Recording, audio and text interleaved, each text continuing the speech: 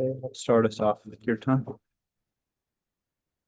Hare Krishna, Krishna Krishna, Hare Hare, Hare Rama, Hare Rama.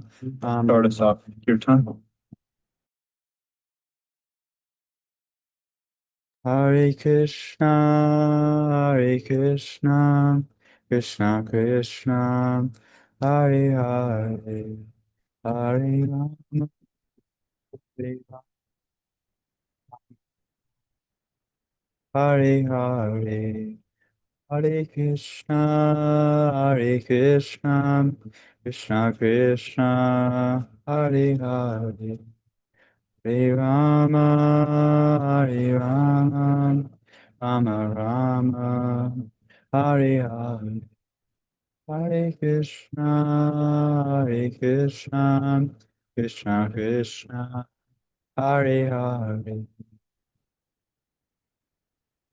Hare Rama, Rama Rama, Hare Hare, Hare Krishna, Krishna Krishna, Hare Hare, Hare Rama, Hare Rama, Rama Rama, Hare Hare, Hare Krishna, Krishna Krishna, Hare Hare, Hare Rama, Hare Rama, Rama Rama, Hare Hare, Hare Krishna, Krishna Krishna, Hare Hare, Hare Rama, Hare Rama, Rama Rama, Hare Hare. Hare Krishna, Krishna Krishna, Hare Hare, Hare Rama, Hare Rama, Rama Rama, Hare Hare, Hare Krishna, Krishna Krishna, Hare Hare, Hare Rama,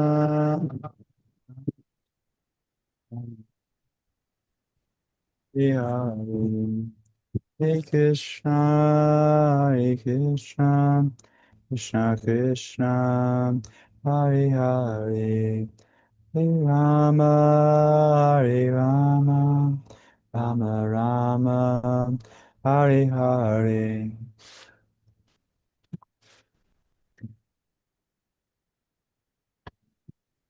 Saraswati Master, would you like to lead Dvani? So, are you able to? Yes. Jayam Vishnupad Paramhams Parivijgacharastor Srimad A.C. Bhaktivedanta Swami Maharaj Prabhupada Ki Jai. Jayam Vishnupad Paramhams Parivijgacharastor Srimad Bhaktisiddhanta Saraswati Goswami Maharaj Prabhupada Ki Jai. Just a sec.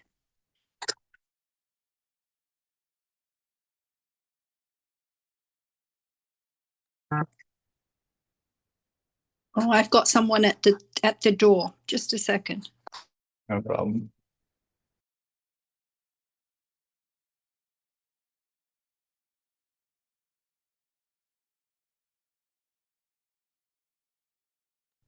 Okay, I'm back. Om Gyanantimirindasya Gyananjanashalakaya Chakshuranmilitam Yena Tasmai Shri Guruve Namaha Shri Chaitanya Manopistam Stapitam Yena Bhutale Swayam Rupa Kadamayam Tadati Swapadantikam Vande Om Shri Guru Om Shri Yutapatakamalam Shri Guru Vaishnavamscha Shri Rupam Sagrajatam Sagana Raghunatanvitam Satam Sajivan Sadvetam Savadutam Parijana Sahitam Krishna Chaitanya Devam Shri Radha Krishna Padan Sahagana Lalita Shri Vishakanvitamscha हे कृष्ण करुणा सिंधु दीनबंधु जगतपते गोपेश गोपिका कांत राधा कांत नमस्तुते तप्त कांचन गौरांगी राधे वृंदावनेश्वरी वृषभानुसुते देवी प्रणमामि हरिप्रिये पंचकल्पतरुभ्यश्च कृपा सिंधुभ्य एव च पतितानां पावनेभ्यो वैष्णवेभ्यो नमो नमः श्रीकृष्ण चैतन्य प्रभु नित्यानंद श्री अद्वैत गदाधर श्रीवासदि गौरभक्तवृंदा हरे Krishna Krishna Krishna Hare Hare Hare Ram Ram Ram Hare Hare.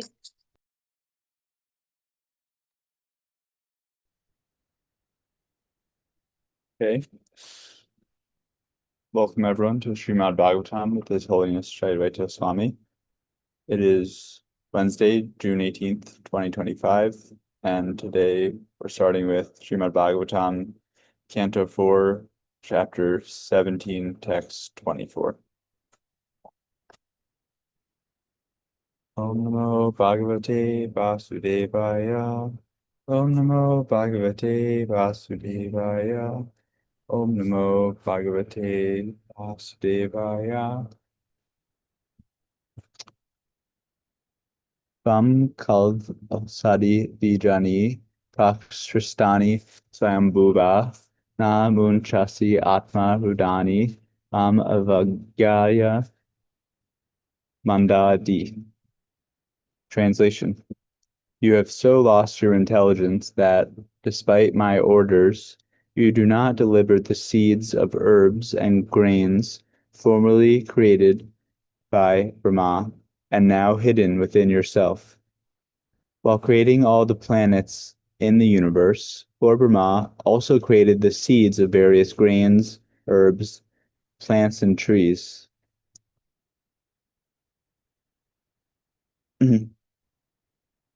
When sufficient water falls from the clouds, the seeds fructify and produce fruits, grains, vegetables, etc. By his example, Prithu Maharaj indicates that whenever there is a scarcity in food production, the head of the government should take steps to see why production is being held up and what should be done to rectify the situation. Wondering if others like to comment on this verse.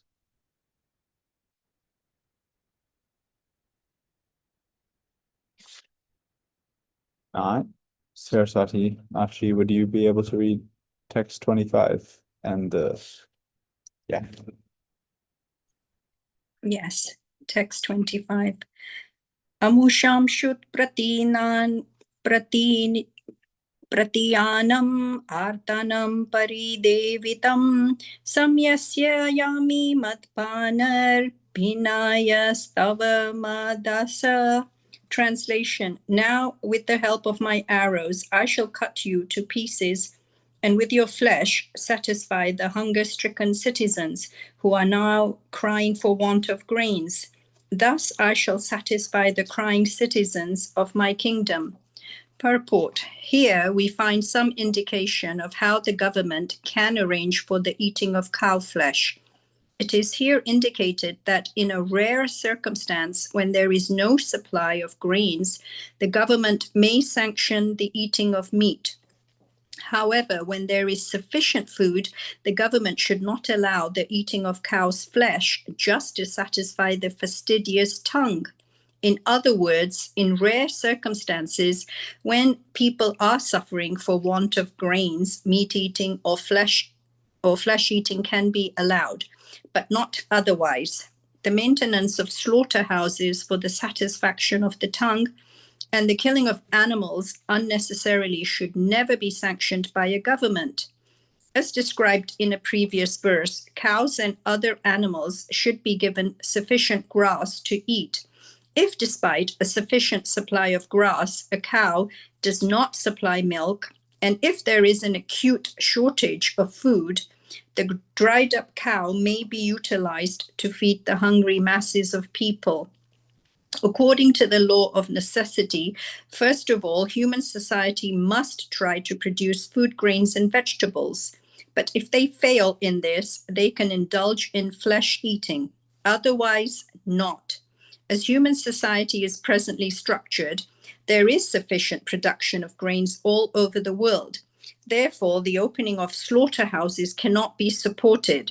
In some nations, there is so much surplus grain that sometimes extra grain is thrown into the sea, and sometimes the government forbids further production of grain. The conclusion is that the earth produces sufficient grain to feed the entire population, but the distribution of this grain is restricted due to trade regulations and a desire for profit. Consequently, in some places, there is scarcity of grain, and in others, profuse production. If there were one government on the surface of the earth to handle the distribution of grain, there would be no question of scarcity, no necessity to open slaughterhouses, and no need to present false theories about overpopulation. Om Gyanantimirindasya Gyananjana Shalakaya Chakshuranmilitam Yena Tasmai Shri Guruve Namaha. Prithu Maharaj asserts boldly that he has no hesitation in slaying Mother Earth, and with her flesh he will feed the starving population and ensure their survival. Srila Prabhupada's first paragraph in the purport gives us specific conditions under which eating of animal flesh may be sanctioned. It's actually only in circumstances where there is extreme starvation and in the absence of any other food supply and facing imminent death, one may be allowed to eat animal flesh. It's not that Krishna would ever give you the green light to set up systematic slaughterhouses and the wholesale killing of innocent animals merely to satisfy the palate that we actually see in this modern day government and the rules. Often I hear arguments that, well, Jesus Christ fed fish and didn't really strongly recommend a vegetarian diet. And sometimes I hear that animals don't really have any soul, and so therefore killing them isn't really incurring any kind of sin. But we also have to see this all in a context that if Jesus fed fish to people, it was to a starving population. And it wasn't, and one of the commandments is thou shalt not kill, which has now conveniently been converted into thou shalt not murder. So, so in other words, people are quite comfortable then to slaughter wholesale animals, either because they believe they have no soul or because, Jesus meant killing human beings. That would be sinful. Srila Prabhupada informs us that human society should always give priority to agriculture and production of food grains, and not that fertile land should be used to grow unnecessary things like tobacco. I know that, in India, I know for sure that a lot of land is allocated just to the production of tobacco because that's more profitable. And sometimes we even see that, fertile land is used for illegal growth of drugs. And even in tropical countries where the weather, the climate and the land is so, it's optimum for growing grains, is now being used for construction of luxury resorts. I'm thinking of, Hawaii.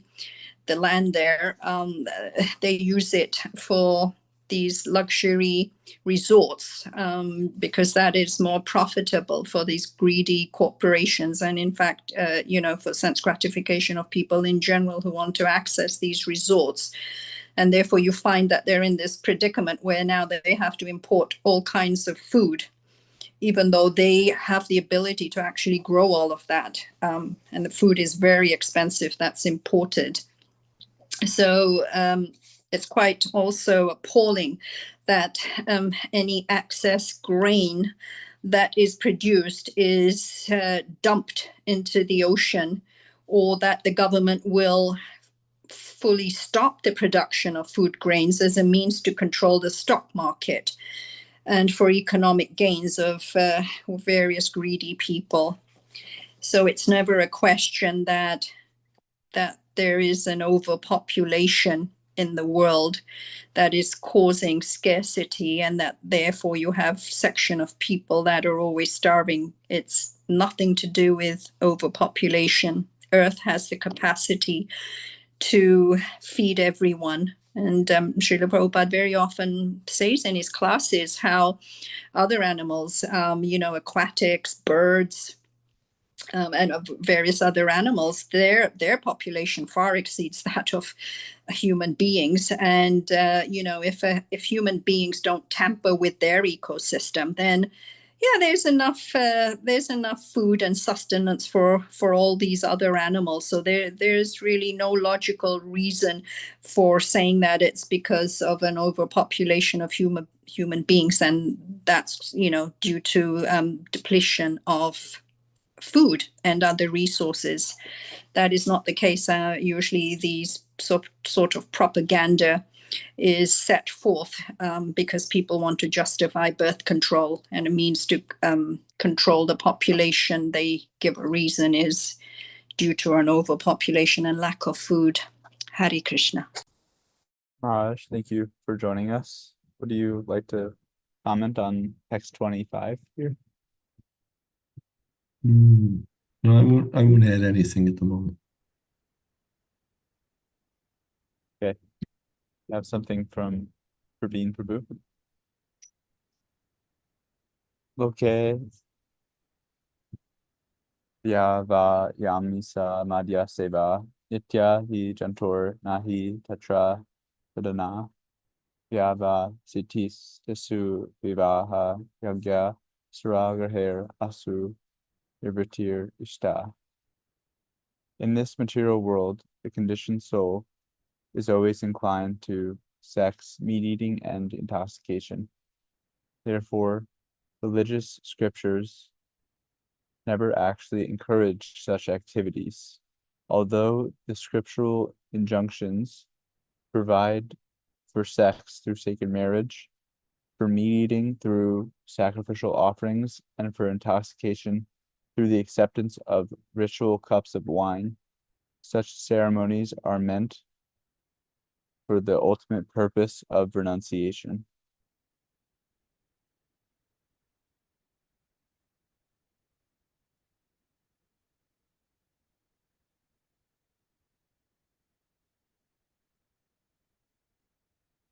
A text.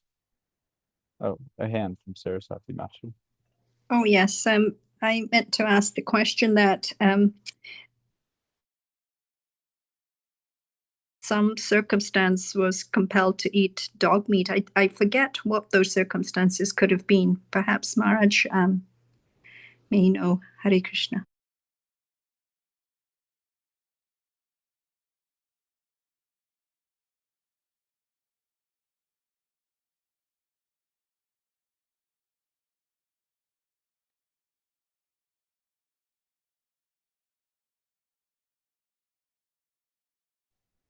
Okay, so we move on to text 26.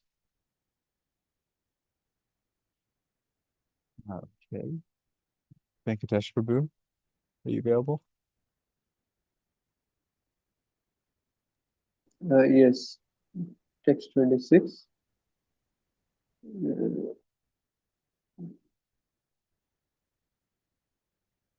Yes, give me a minute. Okay. Text 26. Kumanyoshit utakil viva atma samvavanodhama bhuteshu niranu krosho nripanam tadvadho vadha. Any cruel person, be he a man, woman, or impotent image, who is only interested in his personal maintenance, has no compassion for other living entities, may be killed by the king. Such killing can never be considered actual killing. Purport. The planet Earth is actually a woman in her constitutional form, and as such she needs to be protected by the king. Prithu Maharaj argues, however, if a citizen within the state, be he man, woman, or inert, is not compassionate upon his fellow men, he or she may be killed by the king, and such killing is never to be considered actual killing. As far as the field of spiritual activities is concerned, when a devotee is self-satisfied and does not preach the glories of Krishna, he is not considered a first-class devotee. The devotee who tries to preach, who has compassion upon innocent persons, who have no knowledge of Krishna, is a superior devotee. In his prayer to the Lord, Prahlad Maharaj says he was not personally interested in liberation from the spoken word. Rather, he did not wish to be liberated from the spoken word, material condition, until all fallen souls were delivered. Even in the material field, if a person is not interested in others' welfare, he should be considered to be condemned by the personality of Godhead or his incarnation like Prithu Maharaj.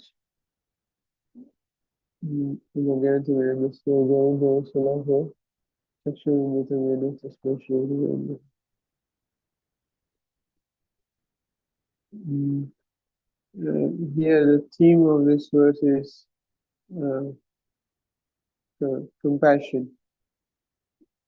So this is a statement by King Prithu that he is tagging a person who is not uh, compassionate as a cruel person. So such a person is interested only in his or her own maintenance. So like that.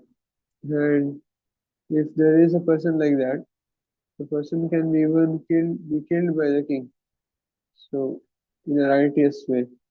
So that is very strong statement there. A person who is not compassionate can be killed also, according to Prithu Maharaj. So Prabhupada gives the spiritual perspective of this by uh, telling that the devotee who is self-satisfied and does not preach the glories of Krishna, he cannot be considered a first-class devotee. And rather, a person who is a devotee who is compassionate upon innocent persons who don't have knowledge of Krishna, and he tries to share Krishna consciousness with them, that devotee is a superior devotee. And also, the reference is given to Prahlad Maharaj.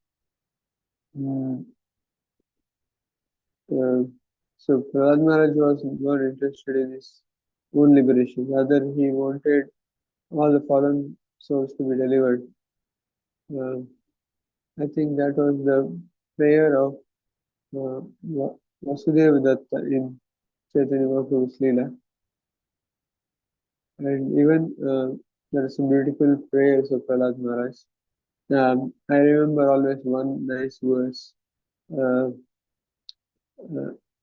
Naivodvijay Durataya Vaistaranyas Tadviragaya Mahamadamadvachita Shoke Chata Cheta Sindriyata Maya Sukaya Namato Vidudan.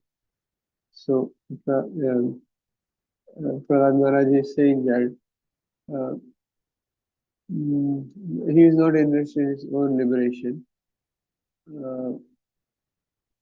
And he is very self-satisfied in chanting the glories of the Lord. That is, he is very satisfied. But his concern is not for himself, like what about my bread and what about my enjoyment. Rather, his concern is for those people who are trapped in Maya Sukhaya, in chasing material happiness. Because material happiness is, we can say, flickering, and we can say, you can never be satisfied by running after material things. So, Prahlad Maharaj is having concerns for such people. So, he is trying to deliver them. And in the end, Prabhupada says that even in a material field, if a person is not interested in others' welfare, he should be considered condemned by possibility of Godhead or his incarnation like with Maharaj.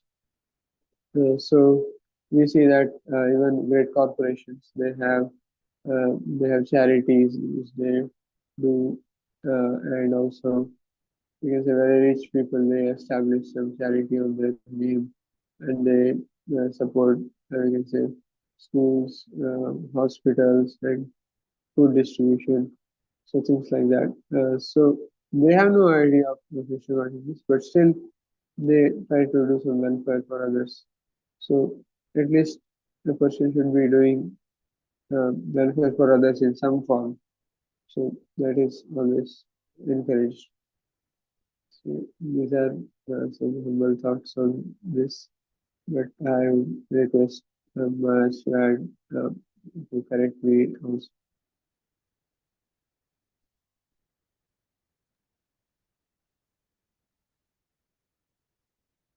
Maharaj, would you like to comment on this verse?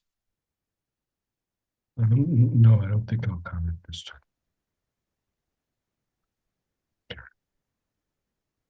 I need to drop off soon. Saraswati Mashi, I'm wondering if you can take the chat. Yes.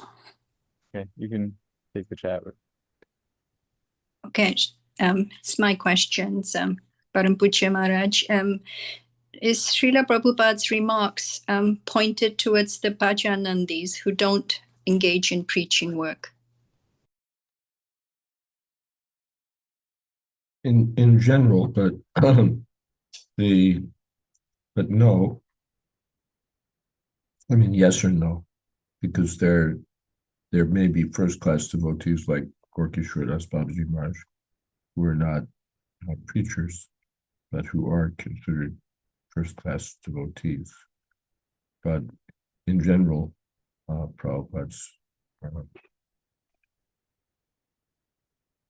excuse me. In general, it does express that those who don't try to preach are lacking in compassion. That's a general remark, or a usual case remark.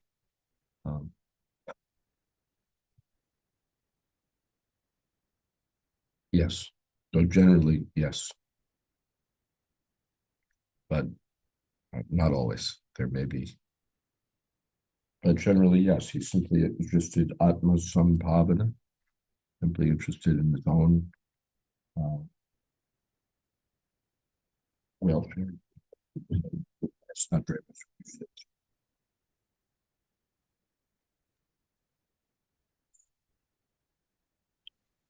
Hare Krishna. Naveen Prabhu, I'm wondering if you can take the next, and Saraswati Machi and Venkatesh Prabhu, I'm wondering if you can read the verses text after that. So if that's all right, so Maharaj doesn't have to. You're able to. Yes, I can. Yes, I can do 27. Text 27. Tvam stubdam durmadam nitva maya gam tilasha sharai atma yoga balene ma darai shami aham prajaha. Translation. You are very much puffed up with pride and have become almost insane. Presently, you have assumed the form of a cow by your mystic powers. Nonetheless, I shall cut you into small pieces like grain, and I will uphold the entire population by my personal mystic powers. Purport. The earth informed King Prithu that if he destroyed her, he and his subjects would all fall down into the waters of the Garbha ocean. King Prithu now replies to that point. Although the earth assumed the shape of a cow by her mystic powers in order to be saved from being killed by the king was aware of this fact and would not hesitate to cut her to pieces, just like small bits of grain. As far as the destruction of the citizens is concerned, Maharaj Prithu maintained that he could uphold everyone by his own mystic powers. He did not need the help of the earthly planet. Being the incarnation of Lord Vishnu, Prithu Maharaj possessed the power of Sankarshan, which is explained by the scientists as the power of gravitation. The Supreme Personality of Godhead is holding millions of planets in space without any support. Similarly, Prithu Maharaj would not have had any difficulty supporting all his citizens and himself in space without the help of the planet Earth. The Lord is known as Yogeshvara, master of all mystic powers. Consequently, the planet Earth was informed by the king that she need not worry about his standing without her help. I don't have any comments, but if Maharaj or others have comments.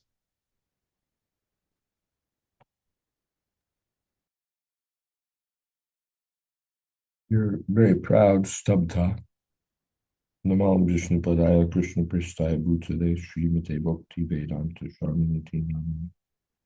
Namaste Saraswati Deve Gauravani Pracharane Nirvishesha Shunyavadi Pastichati Shatana. You're very proud, Stabdha, and Durmada, you're crazy man. And you've falsely taken the identity of a cow. You're not really a cow. You've just adopted that guise falsely. Mayagam. So, Yoga Balena, by my mystic power, I'll do everything. So without me, how will people? They'll have no place to stand. Don't worry about it. I don't need you. I can do it all myself. So in this way, as a Kshatriya, he wasn't intimidated by her counter arguments. You do perform your prescribed duties, or I'll kill you and I'll do your work. Hare Krishna.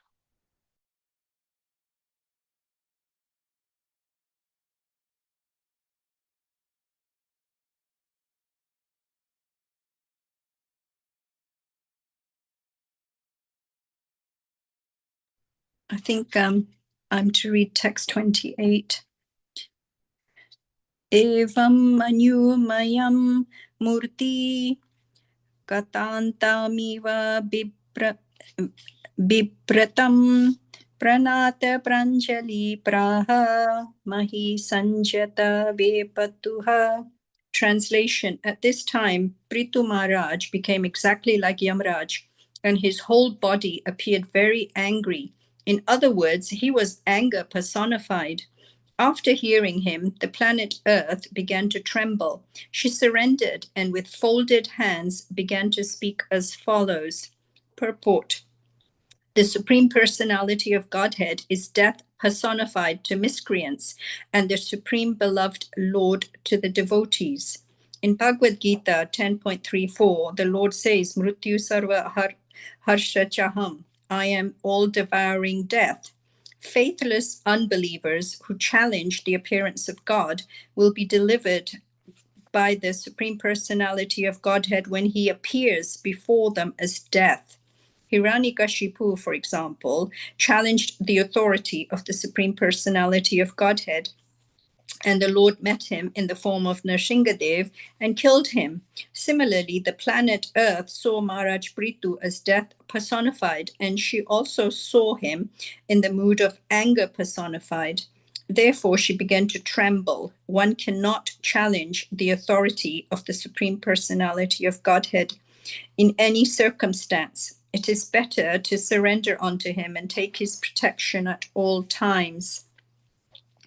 Now Bhumi Mata understands fully that King Prithu's unshakable position, and in great fear, trembling, she finally surrenders wholeheartedly with humility. It's said Krishna's anger cannot be checked by any sort of endeavor.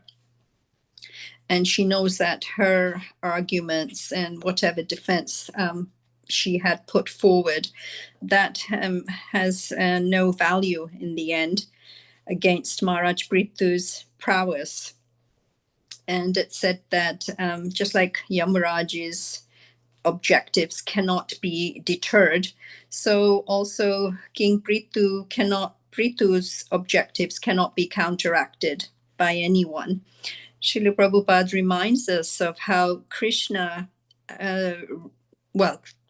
representative, Gal, time, comes as death and wipes out all that one may have seemingly accumulated or become in terms of material estimation. It all is wiped out to zero, and no one can challenge the will or the authority of Krishna and his representatives, because ultimately death will wipe it all away.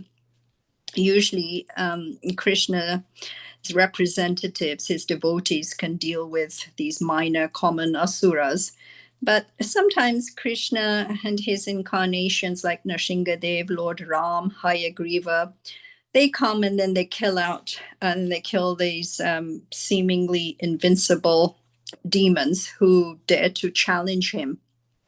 So Bhumi Mata is coming to her senses and is surrendering very sincerely to King Prithu. Hare Krishna.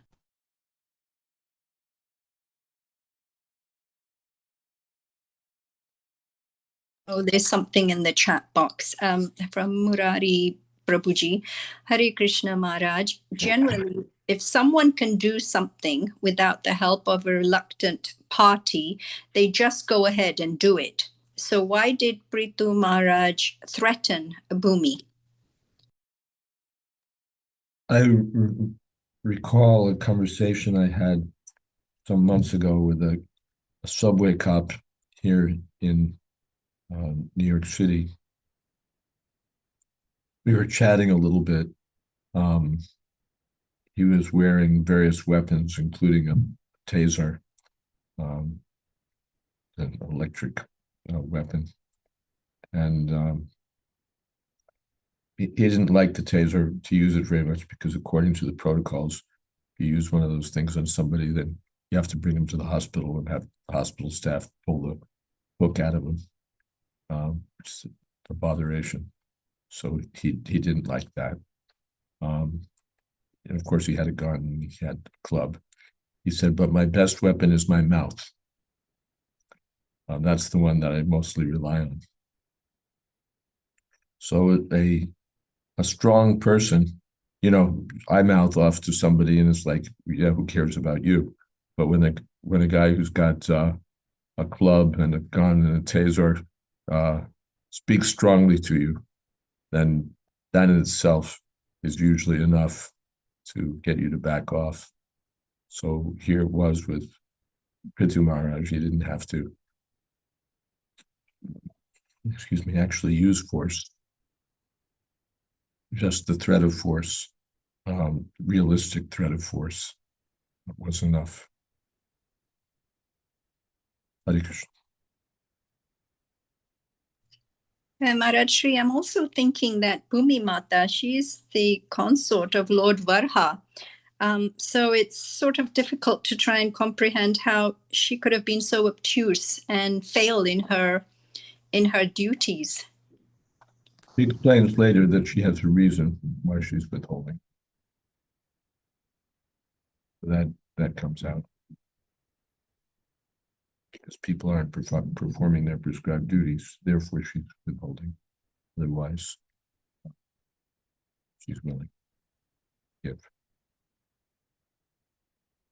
give. Thank you. And Venkatesh Prabhuji, if you can read the next verse. Thank you. Okay.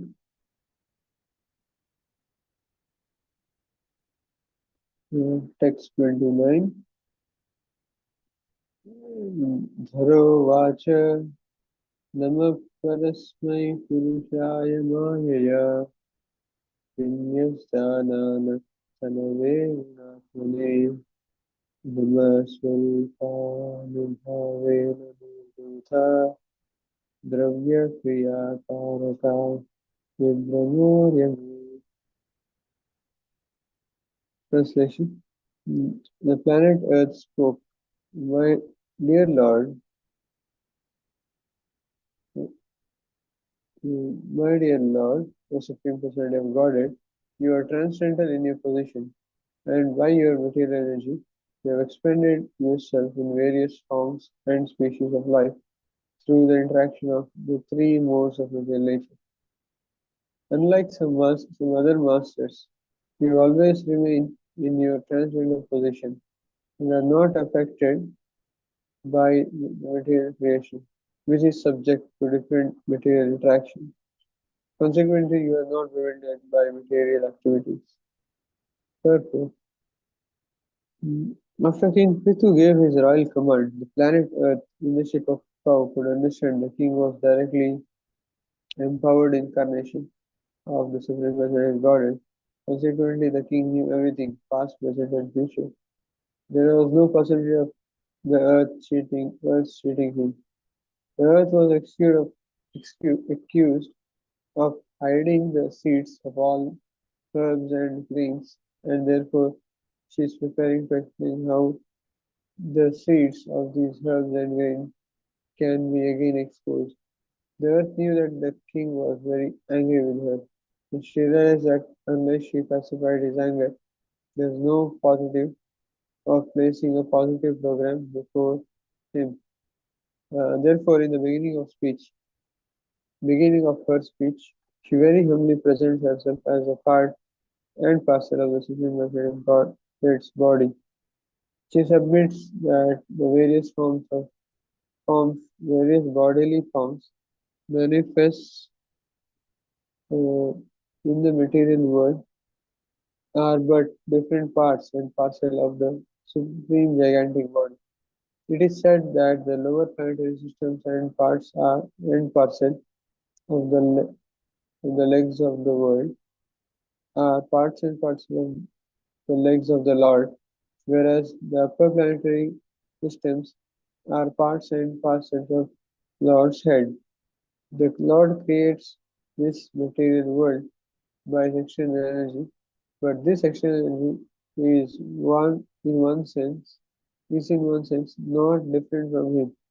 Yet at the same time, the Lord is not directly manifest in the external energy, but is always situated in the spiritual energy, as stated in the Bhagavad Gita. Mayadhyakshena prakriti. Material nature is working under the direction of the Lord. Therefore, the Lord is not attached to the external energy, and he is addressed in this verse as Guna Atma, the source of the three modes of material nature. As stated in Bhagavad Gita 13:15, Nirgunam Gunam Bhauputircha. Although the Lord is attached to the external energy, he is nonetheless the master of it. The philosophy of Lord Chaitanya, holding that the Lord is simultaneously one with and different from his creation, which is the Veda Sattva, is very easily understandable in this connection. Why don't we chunk this purport into parts because it's long? Oh, okay. Okay. Mhm. Yes, Maharaj. This very short. Yeah, as Maharaj said earlier, that when the king with his weapons gave a strong command to the Mother Earth, she, uh, that had a great effect. Without him actually taking any action, the words itself had so much power. And finally, the earth understood also that the king was actually the direct incarnation of the Supreme Personality of Godhead. And uh, then the earth tried to pacify the king's anger. And I think this is a good tip on probably communication, that when we are communicating with angry person, before we have to communicate what we need to, but better to first pacify the anger by telling some sweet words, or rather, uh, yeah, uh, connection between that angry person and oneself, and showing that there is some dependency like that. So, uh, yeah, here it is also said that is uh, the Lord creates this material world by his extra energy, but this extra energy is one sense not different from him.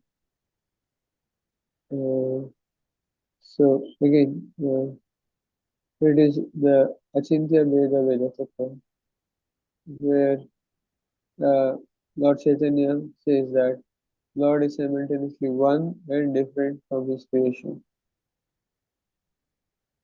Yeah, and he's completely free from activities of extra energy. Recently in a Bhagavatam class, I heard a very nice statement that uh, the sum total of all the material desires of the conditioned jiva, that forms the basis for creation of this material world. And the sum total of all the Lord's spiritual desires of the Lord, that forms the basis of the spiritual world. So, like that.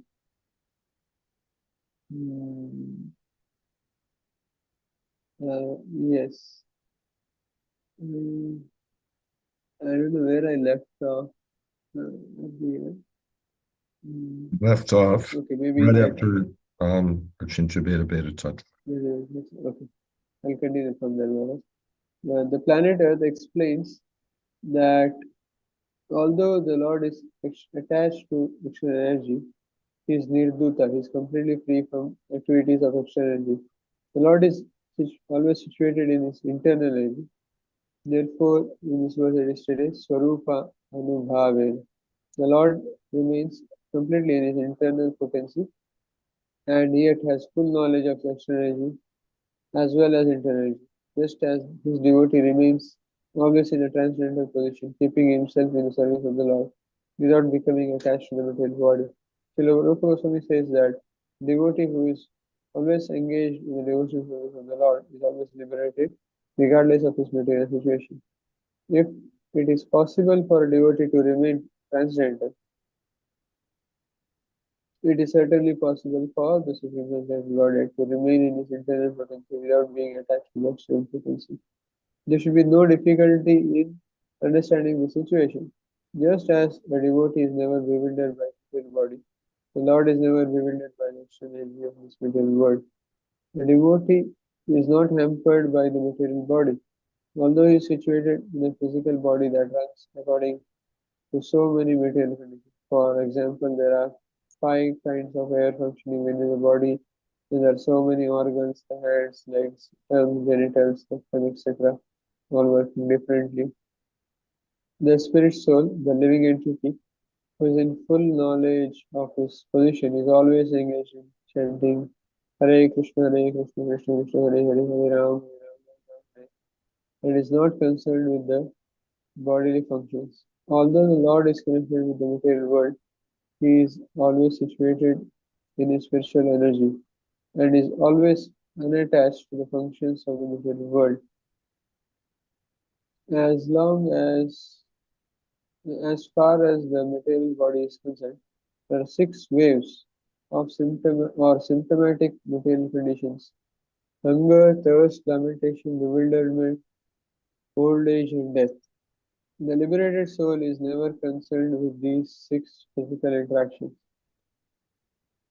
The Supreme Personality of Godhead, being the all-powerful master of all energies, has some connection with the external energy, but he is always free from the interactions of the external energy in the material world.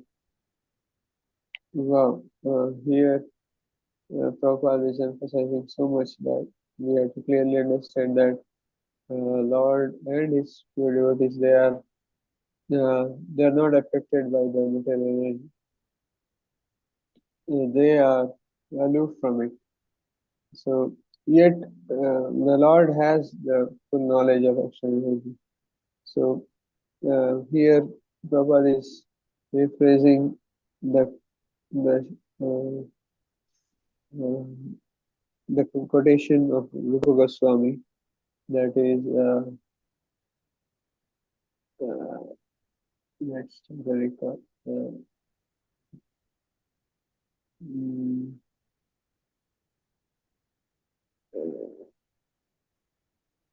okay, a devotee is not hampered by the material body, although he is situated in a physical body that runs according to so many conditions. So in old age especially, their body will not function so well. Just yesterday, one disciple of Srila Prabhupada, his name is Gurudev Prabhu. He speaks Konkani like me, and he's from South India, here Udupi. I met him in Mayapur. He called me up, and then he was coughing a little bit, and then I asked him if his health is okay. So he was saying that there was some cooking going on in the kitchen, and then that was why he was like slightly sneezing by that some uh, seasoning which is put. So then he was telling me that this old age is teaching him tolerance. So uh, so then he said that uh, he's happy, but he's very happy and he has no regrets that he joined Prabhupada in 1972, and he has led a very simple life and has been very satisfactory for him. So, if a devotee, if a liberated soul is not concerned with this six material conditions of thirst, lamentation, bewilderment, so what to speak of the liberated soul's master, the Supreme Personality of Godhead, he will also be unaffected. So, Maharaj, please add some points. Yes, that's the argument, that even the devotees are transcendental. The Lord is Gunatmani. The qualities of material nature are not different from him. But on the other side, Mayaja Kshena Prakriti Suyate, everything is going on by his supervision. And he's beyond the Nirguna Guna Bhoktrija. He's takes charge of the three modes of nature, but he's not affected by the three modes of nature. Even the devotee is not affected, so to speak. All right. We have Kirtan. Can Naveen Prabhuji lead us in to the Kirtan? Hare Krishna. Yes, I can try. Hare Krishna, Krishna Krishna, Hare Hare, Hare Rama, Rama Rama, Hare Hare. Hare Krishna, Krishna Krishna, Hare Hare, Hare Rama, Rama Rama, Hare Hare. Hare Krishna, Krishna Krishna, Hare Hare, Hare Rama, Rama Rama, Hare Hare. Hare Krishna, Krishna Krishna, Hare Hare, Hare Rama, Rama Rama, Hare Hare. Hare Krishna, Krishna Krishna, Hare Hare, Hare Rama, Rama Rama, Hare Hare. Hare Krishna, Hare Krishna, Krishna Krishna, Hare Hare, Hare Rama, Hare Rama, Rama Rama, Hare Hare, Hare Krishna, Hare Krishna, Krishna Krishna, Hare Hare, Hare Rama, Hare Rama, Rama Rama, Hare Hare.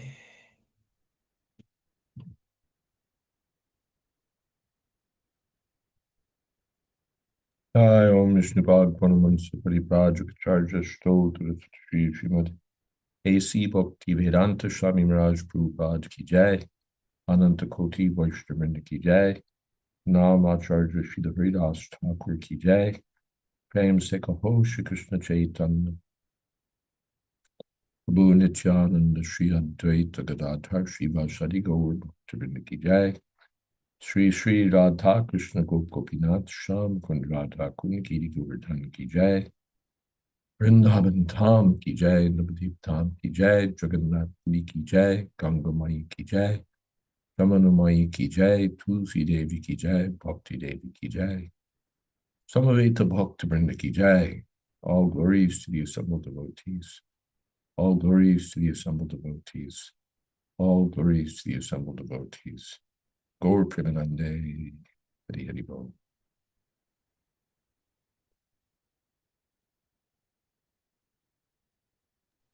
Hare Krishna, all glories to Srila Jayādvaita Maharaj Shri.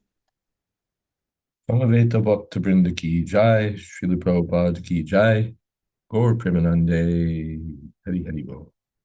Thank you all very much. Jai. And tomorrow, Chaitanya Charitamrita.